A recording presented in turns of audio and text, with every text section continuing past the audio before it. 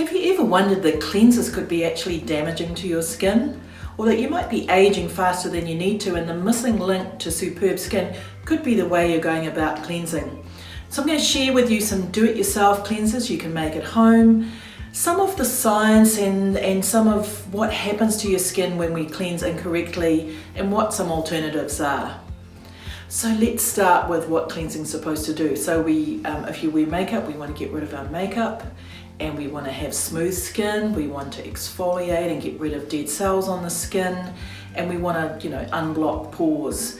And also that allows, once that dead skin's gone, products to penetrate more readily, and so you get more effective skincare.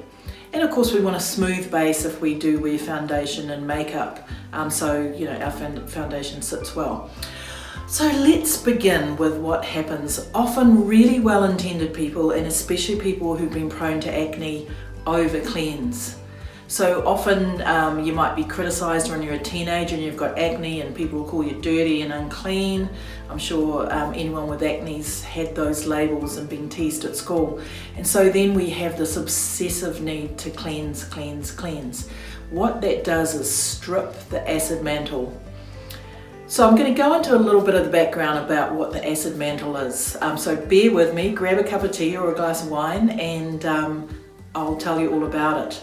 So our body has all sorts of defense mechanisms against bacteria, invasion, and things to stop our bodies falling apart. I know that might sound ridiculous, but our skin is actually this incredible elastic thing that allows us to move around the world. Think about a tree. A tree's got bark. It couldn't move, all the bark would fall off, and they haven't got feet as well. But what our skin does is an amazing function. It's the body's largest organ as well. And what protects it and keeps it waterproof and keeps it elastic is the acid mantle. And that's an electrical charge that surrounds our body that does all those things, and it comes from our sebaceous glands and our sweat glands. So in simple terms, the oil and water on our skin combines together and keeps it strong.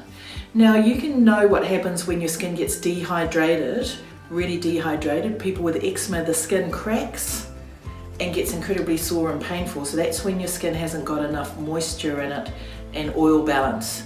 When it gets too oily, you get things like acne, and then the balance is off and you'll get bacteria and things growing that wouldn't normally grow if your skin was balanced.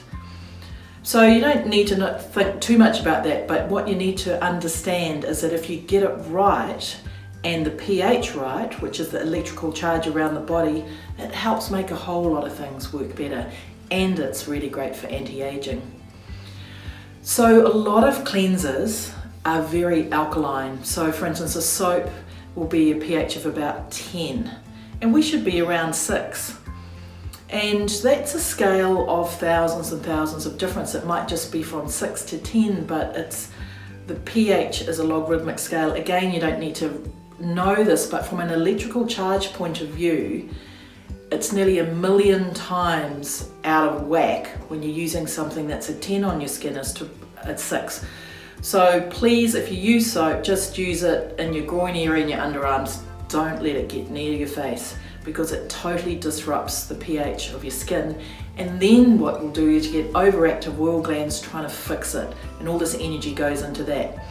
So a simple thing to start with, we're going to start with one of the best cleansers, and I've been making skincare for 40 years, and I can't make a cleanser this good, and you're not going to believe it. It's taking something simple like a natural yogurt. Make sure it doesn't have sugar in it. You just take about a tablespoon. It even looks like a cleanser. And I like to add, partly because it feels a bit more special, a few drops of lavender oil. So I've got 2 tablespoons of yogurt there, and I'll add 4 or 5 drops of lavender oil, and I'll just give it a mix. And that's actually ready to go. Now you might think that's a bit weird. It actually smells quite good. That's the lavender oil really helps with that. The yogurt has naturally occurring lactic acid. You might have heard about fruit acids and glycolic acids and things used to exfoliate. Well, that naturally occurs in yogurt. It's got the fats in there. All cleansers generally have some sort of fat element because it's a fat that combines with the makeup and things on your skin and helps get rid of it. So you just use the cleanser just like you would a normal cleanser. It takes off eye makeup as well. Maybe not, you know, your specialized mascaras that, you know, you have a special cleanser for, but you just use it like that, massage it on your skin. You can actually leave it on as a mask if you want, or leave it on for a couple of minutes, or just use it like you would a cleanser and then just rinse it away. What you'll find is that your skin feels really smooth, and if you do a second cleanse, you'll actually feel all the dead cells coming off. And so it's exfoliating as well, but in a very, very gentle way. Just grabbing a tissue. So your skin's left really clean, really gentle. The yogurt is the perfect pH for your skin. So try it on your hand first time round if you're a bit worried, but it's one of the most gentle and most effective cleansers you can ever use. So that's my number one do it yourself, and you can go to our website and we'll put the recipe and a little bit more explanation there for you. Now another way to cleanse, a simple do it at home cleanser, is just coconut oil or any oils. You can even use olive oil. Always use really good quality. I always like virgin oils to use on my skin, but again, you can add a few drops of lavender oil if you want, or you can just use it straight. Just put a bit of oil on your skin, massage it in. It's great for around the eye area. Rinse it off with tepid water, or you know, use cotton pads around your eye area. Either way, have a play. It's really simple, because all of the cleansers that you know, the foaming cleansers and things like that, they do strip the oils, and some of them are good and some of them are not so good and some are terrible. But why not just have your own do-it-yourself cleanser that you can effectively use whenever you want. Now this will last just you know, I usually put it in a bit of a squeezy bottle or something, and I keep it in the fridge, and then when I go to cleanse my skin, I'll just pour a bit into a little dish, and I'll use that and take that either in the shower or into the bathroom. You might just want to make it up each time that you cleanse. Probably not, most of us don't have that much time. So they're the key things for me about don't over cleanse. Cleanse at night. It's absolutely key before you go to bed nowadays with all the pollution that's around, the electromagnetic radiation. Using a pH balanced cleanser actually gets rid of that, the impact of EMFs on your skin, which is positive electrons. And again, in the article, I'll talk a little bit more about in depth for those who are interested in that sciencey part of everything.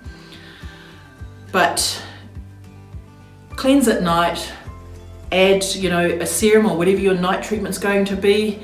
In the morning, don't cleanse again, just rinse your face with water and utilize the skin's own natural oils that have built up overnight, and your skin's going to get stronger.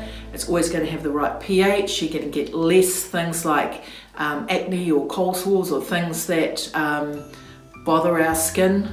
And it also, the other thing about yogurt that is really awesome, it evens up the pigmentation on your skin, because the lactic acid in the yogurt lightens any pigmentation as well.